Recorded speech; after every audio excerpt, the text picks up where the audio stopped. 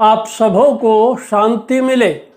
परमेश्वर की शांति जो समझ से परे है आपका भाग हो।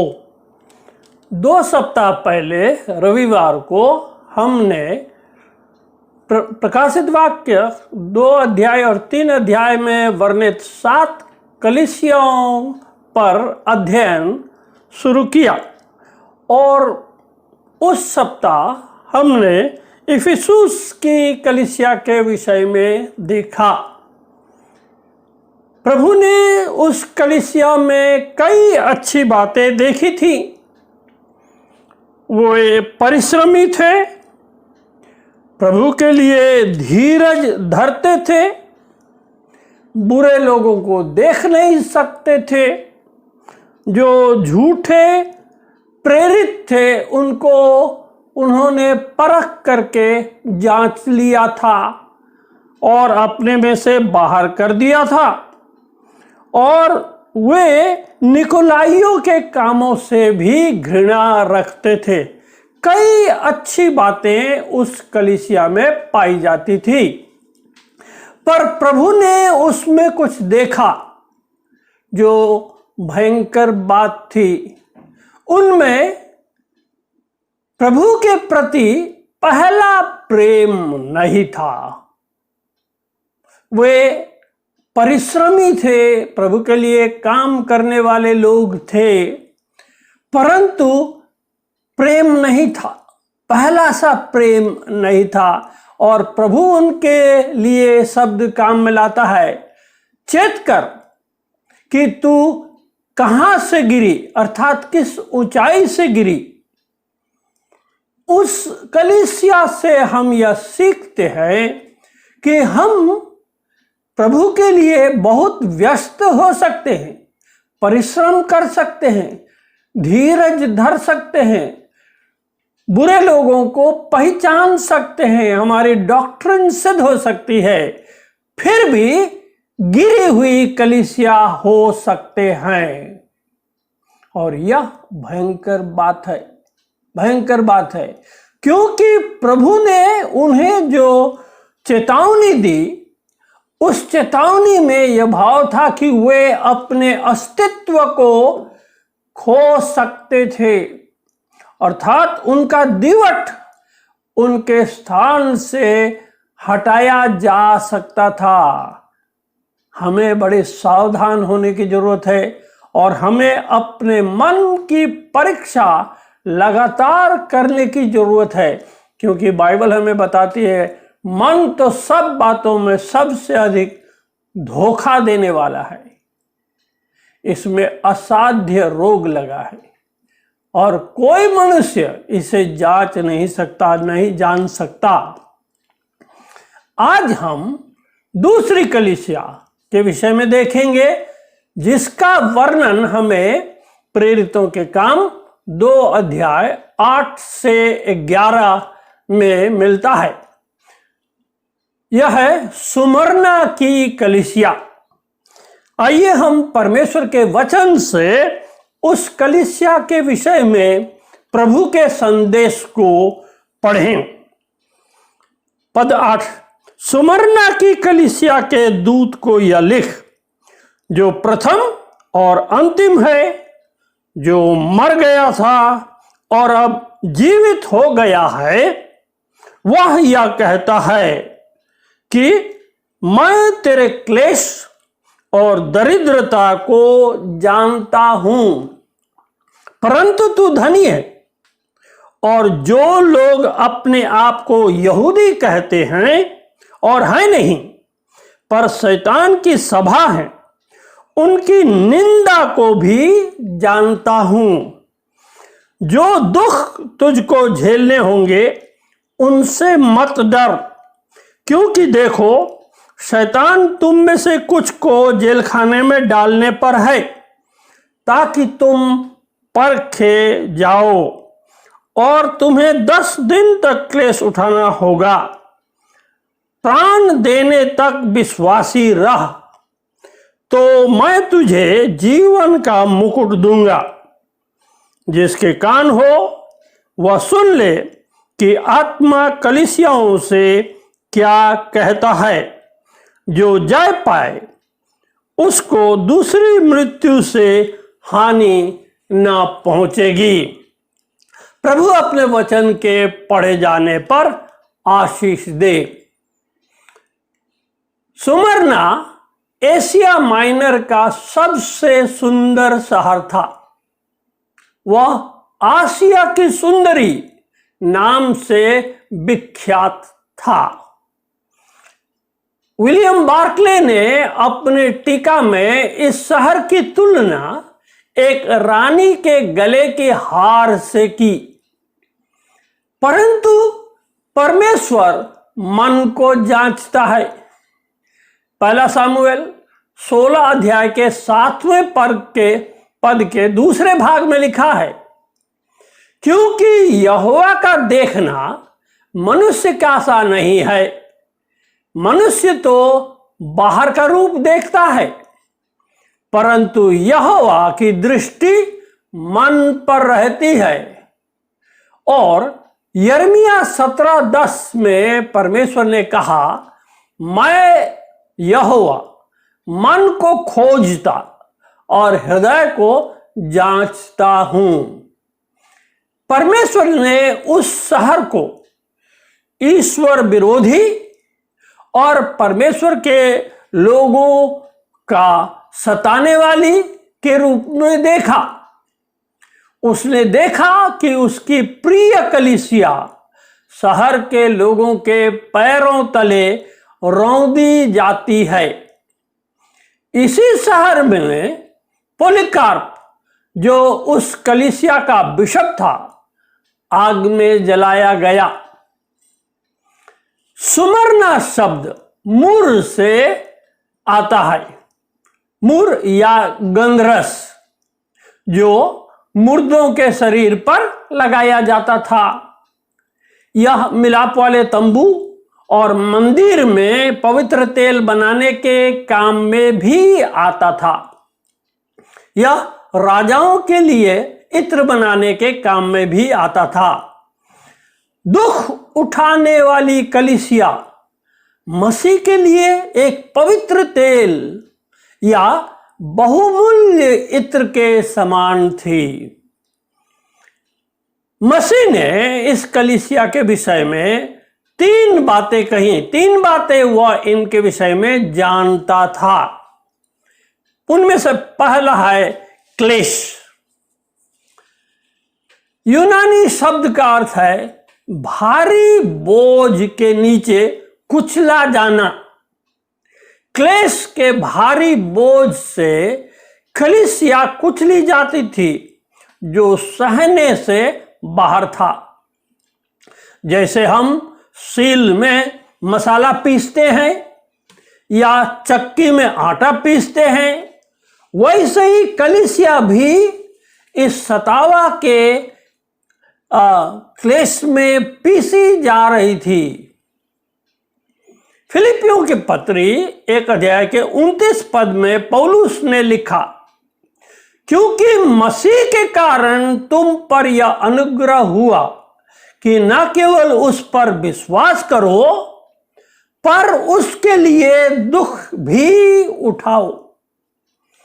पहला थिस्सलुनी 3 अध्याय के 3 पद में उसने यह कहा कि कोई इन क्लेशों के कारण डगमगा न जाए, क्योंकि तुम आप जानते हो कि हम इन्हीं के लिए ठहराए गए हैं। परमेश्वर ने कलीसिया को दुख उठाने के लिए ही ठहराया है। और पतरस भी अपने पत्री में कहता है, हे प्रियो, जब तुम में दुख रूपी अग्नि जलती है तो उससे अचंभा न करो। हाँ, आज भारत के मसीही विशेष रीति से आने वाले क्लेश के बारे में सोचकर घबराती है, परंतु वास्तव में ऐसा तो नहीं होना चाहिए था। हमें याद रखना चाहिए कि प्रभु ने हमें इस संसार में सुख भोगने के लिए नहीं रखा है। यहां जैसे अभी हमने फिलिपियों के पत्री 1 अध्याय के 29 पद में पढ़ा, क्योंकि मसीह के कारण तुम पर यह अनुग्रह हुआ। नोट कीजिए, दुख परमेश्वर का अनुग्रह है। न केवल उस पर विश्वास करो, पर उसके लिए दुख भी उठाओ। और थिस्सलुनीकियों के कलीसिया को लिखते हुए वह कहता है, क्योंकि तुम आप जानते हो कि हम इन्हीं के लिए ठहराए गए हैं। पहले से परमेश्वर ने हमारे दुख उठाने के विषय में निर्धारित किया है। मसीह इस कलीसिया के सामने अपने आप को प्रथम और अंतिम के रूप में प्रस्तुत करता है। वहां 8वें पद में लिखा है, जो प्रथम और अंतिम है, अर्थात वह सार्वभौम अधिकारी है। वह चाहता तो क्षण भर में सुमरना को नाश कर सकता था। उसने यह चुना कि उसके विश्वासी कुछ समय के लिए सुगंध द्रव्य के समान कुचले जाएं। मिलाप वाले तंबू में धूप की वेदी पर जो सुगंध द्रव्य जलाया जाता था, वह कूटा जाता था। कुछ मोटे रखे जाते थे और कुछ पीस कर बुकनी किए जाते थे, चूर्ण किए जाते थे। मसीह ने कलीसिया को अपने विषय में बताया और कहा, जो मर गया था और अब जीवित हो गया है। जो मर गया था और अब वह जीवित हो गया है। हम विश्वासियों को अपने दुख के समय इस बात पर ध्यान देना चाहिए, या हम ध्यान दे सकते हैं कि जो उनके पहले मृत्यु के तराई से होकर के गया, अर्थात प्रभु यीशु मसीह हमसे पहले मृत्यु की तराई से होकर के गया। उसने मृत्यु का दुख सहा।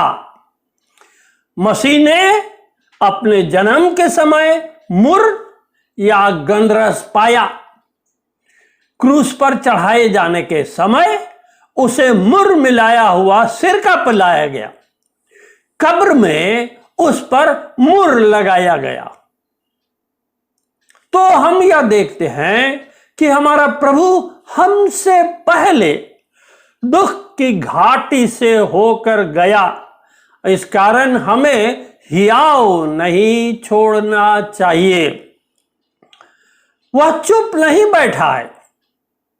वह कहता है पद 9 में, मैं तेरे क्लेश को जानता हूं।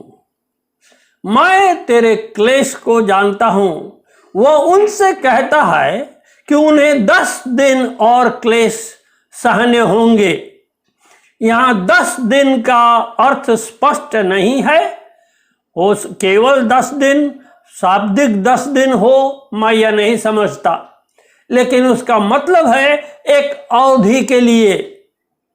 हो सकता है 10 साल, हो सकता है 10 सप्ताह, 10 महीने, परंतु एक अवधि के लिए।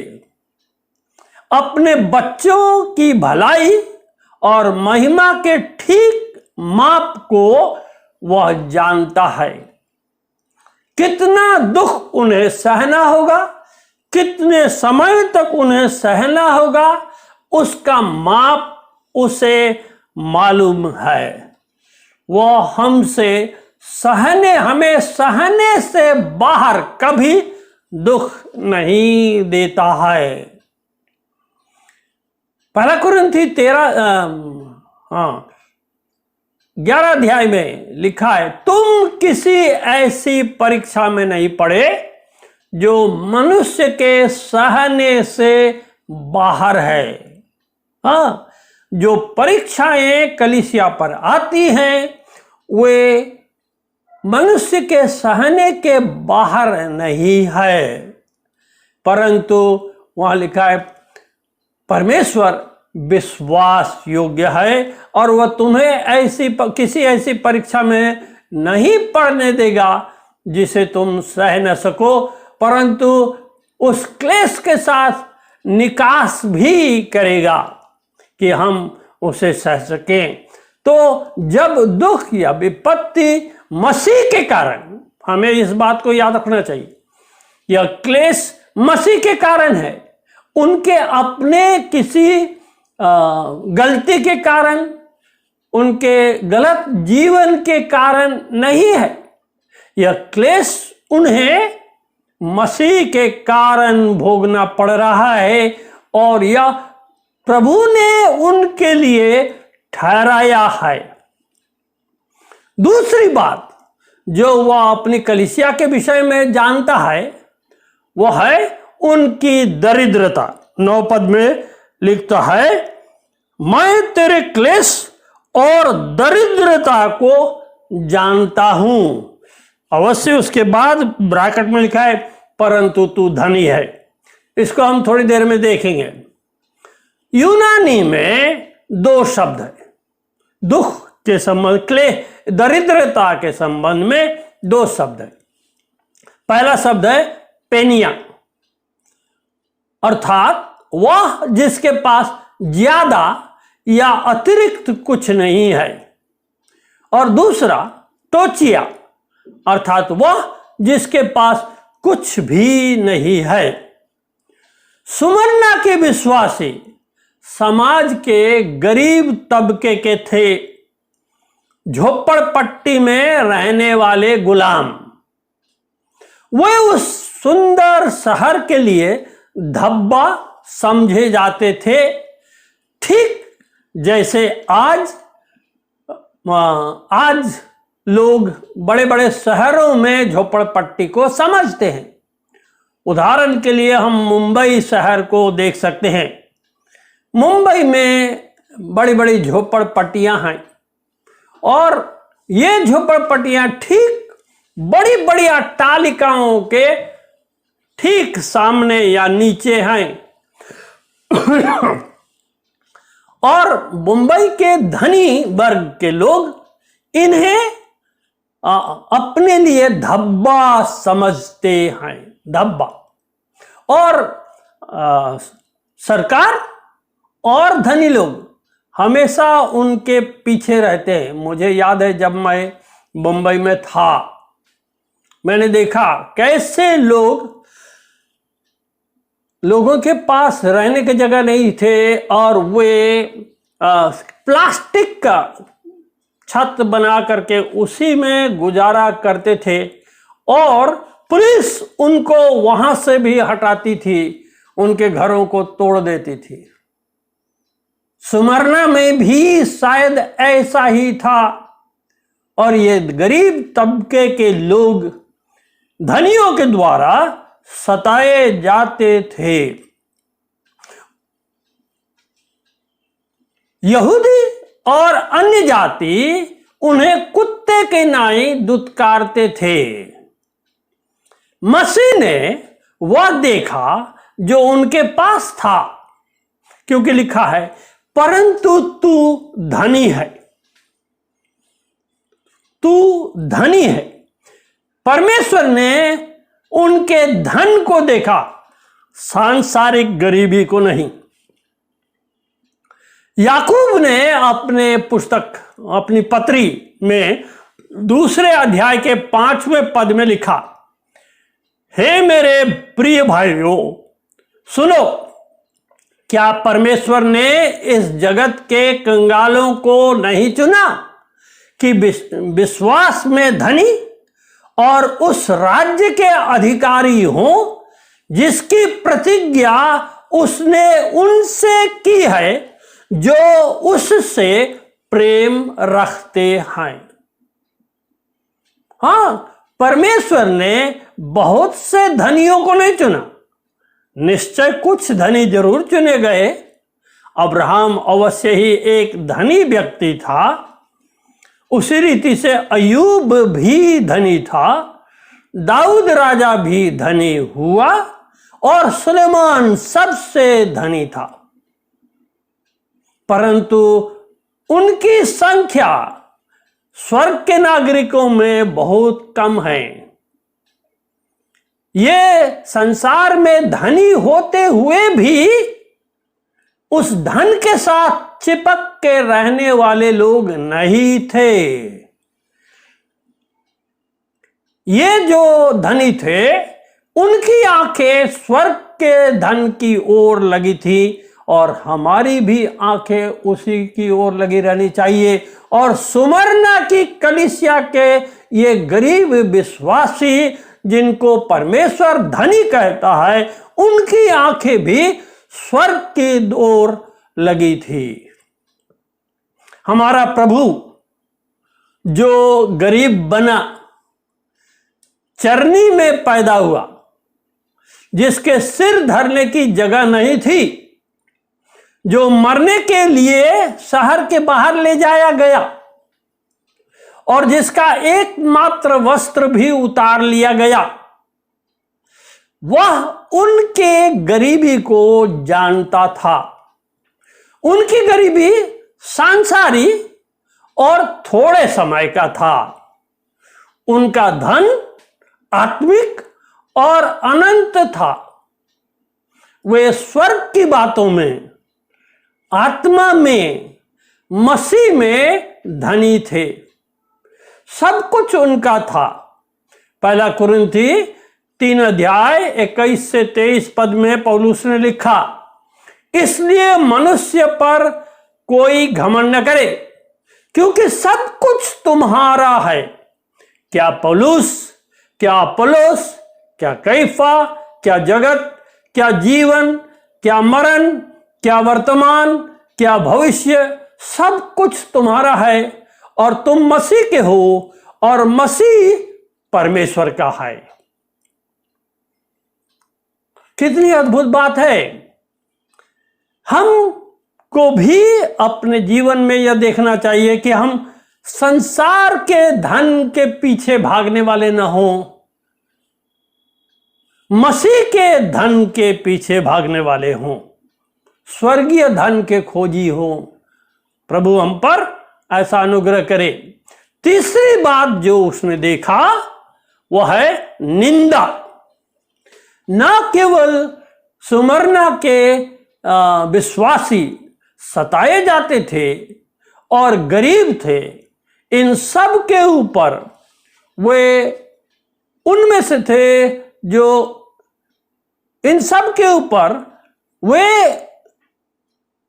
उनसे निंदा सहते थे जो अपने आप को परमेश्वर का संतान कहते थे, अर्थात यहूदियों से निंदा सहते थे।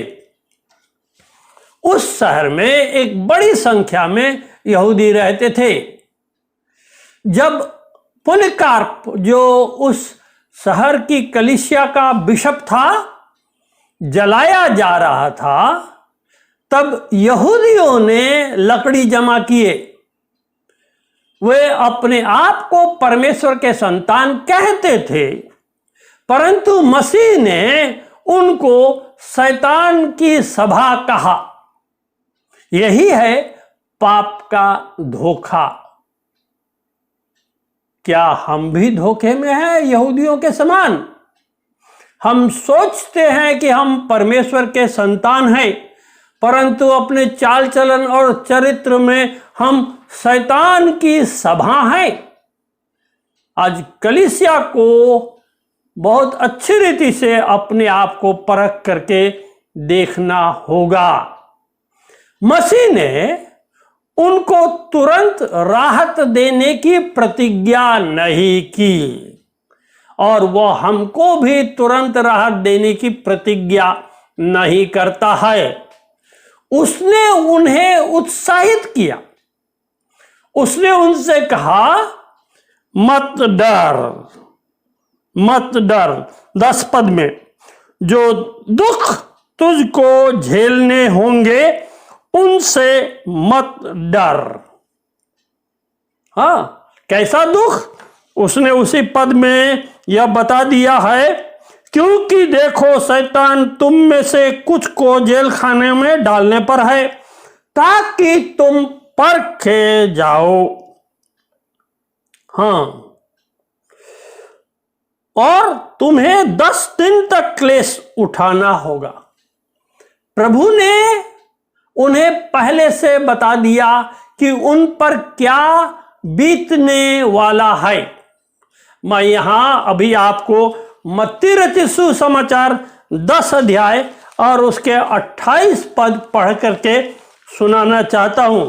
प्रभु यीशु मसीह ने अपने शिष्यों को ये बातें कही। मत्ती और उसका 10वां अध्याय और उसका 28 पद। जो शरीर को घात करते हैं पर आत्मा को घात नहीं कर सकते, उनसे मत डरना, पर उसी से डरो जो आत्मा और शरीर दोनों को नरक में नष्ट कर सकता है। जो शरीर को घात करते हैं और आत्मा को घात नहीं कर सकते, उनसे मत डरना। संसार का क्लेश विश्वासी को विनाश की गर्त में नहीं पहुंचाता, बल्कि वह उसके लाभ के लिए है, क्योंकि वह परख करके सोने के समान, आग में ताया हुआ सोने के समान निखर कर निकलता है। पतरस ने अपनी पत्री में, पहली पत्री में और उसके 3 अध्याय के 14 पद में यूं लिखा, मैं उसको आपके लिए पढ़ना चाहता हूं। हाँ, यदि तुम धर्म के कारण दुख भी उठाओ तो धन्य हो। हाँ, दुख उठाना, यदि धर्म के कारण दुख उठाते हो तो धन्य हो,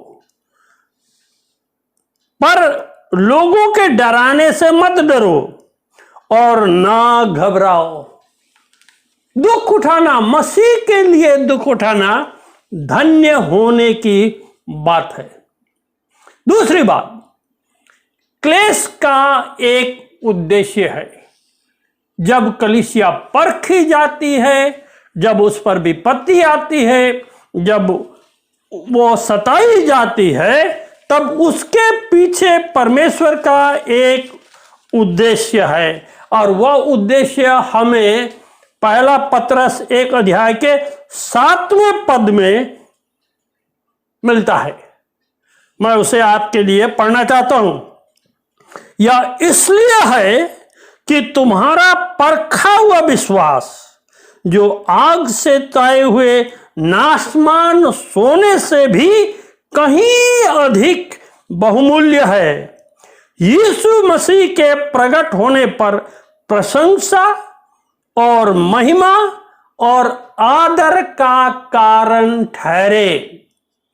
हम यहां इस पद में स्पष्ट रीति से देखते हैं कि कलीसिया जब सताई जाती है, और उसका सताया जाना प्रभु की इच्छा के अनुसार होता है। अवश्य कुछ भी बातें कलीसिया के जीवन में ऐसी नहीं होती जिसे प्रभु नहीं जानता है।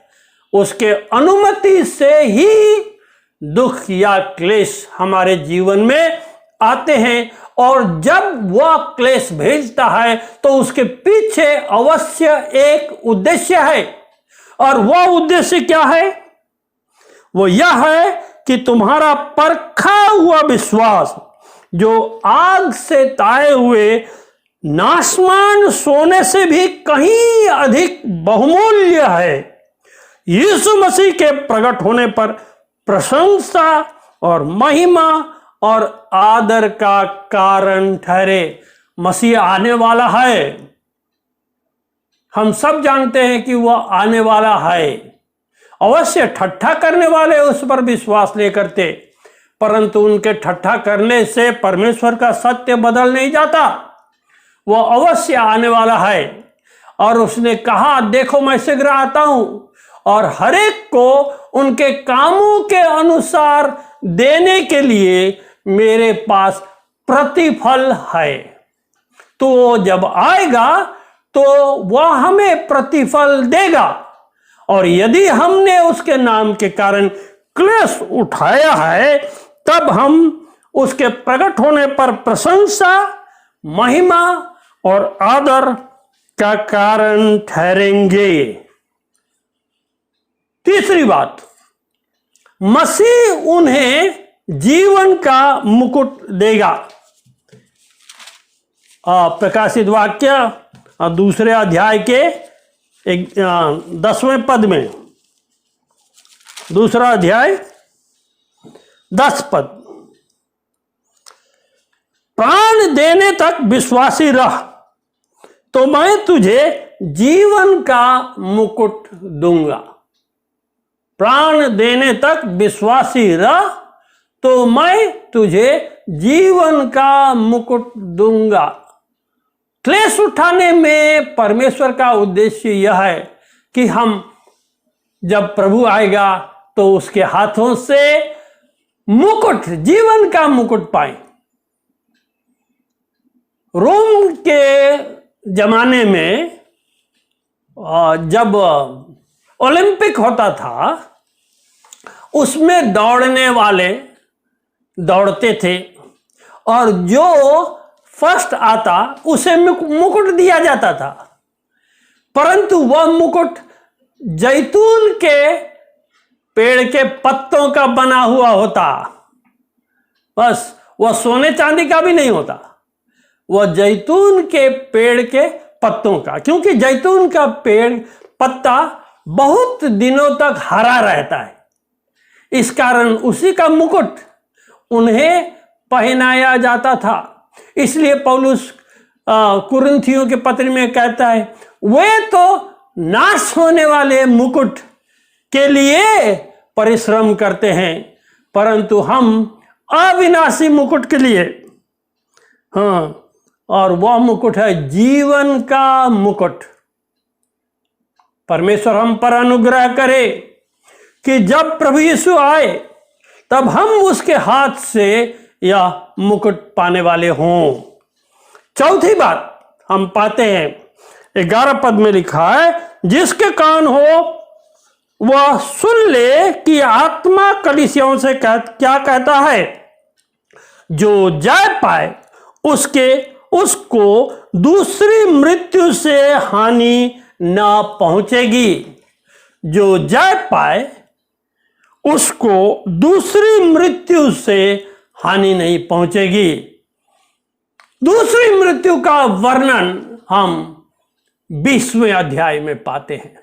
प्रकाशित वाक्य के 20वें अध्याय के 14 और 15 पद में आग की झील को दूसरी मृत्यु कहा गया है। वहां वे लोग होंगे जिन्होंने मसीह पर विश्वास नहीं किया, जिन्होंने अपना पापमय जीवन अपनी इच्छा के अनुसार बिताया।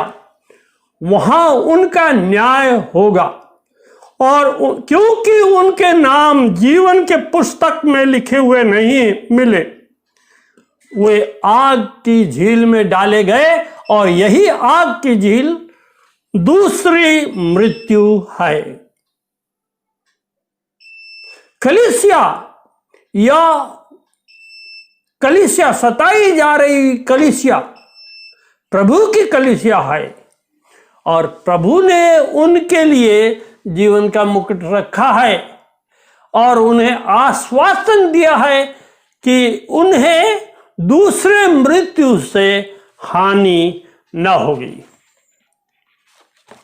प्रियो, आज हमने सुमरना की कलीसिया से अपने लिए कुछ सीखा है।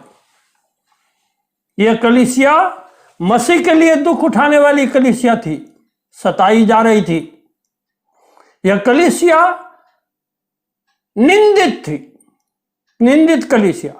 यह कलीसिया दरिद्र कलीसिया थी।